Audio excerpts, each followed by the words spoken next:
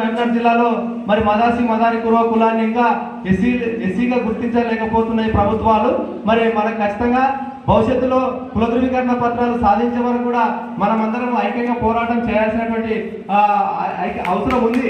ఎందుకంటే ఈరోజు మదారి కుర్వ ఎస్సీ ధృవీకరణ పత్రాలు వస్తే భవిష్యత్తులో మన పిల్లలకు రాజ్యాంగ ఫలాలు అందుతాయి, సంక్షేమ ఫలాలు అందుతాయి.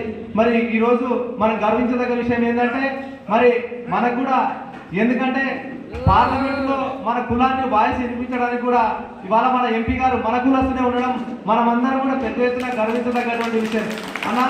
ఎందుకంటే చాలా ఏళ్ళ నుంచి కూడా చాలా ఏళ్ళ నుంచి కూడా ఉద్యమం నడుస్తూ ఉన్నది.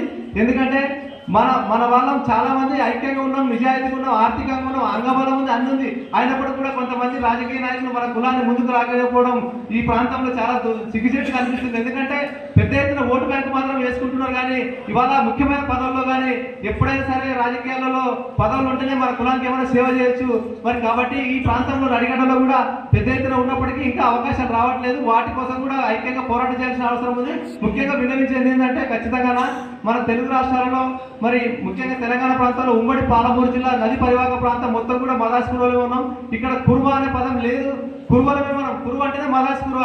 మన వాళ్ళ మదాస్ కురువలోనే ఉన్నది కురువ. కాబట్టి ఖచ్చితంగా వాటి కోసం ప్రయత్నం చేయండి అన్న. మీరు ఖచ్చితంగా మీ వాయిస్ వినిపించాలని కోరుతున్నాం. మరి అదేవిధంగా మాట్లాడిస్తా.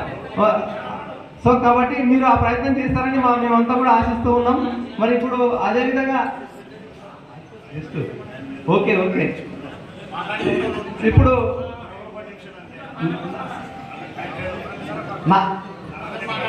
నాగపూర్ వెంకటరమణ గారిని మాట్లాడుతుందని కోరుతున్నాం.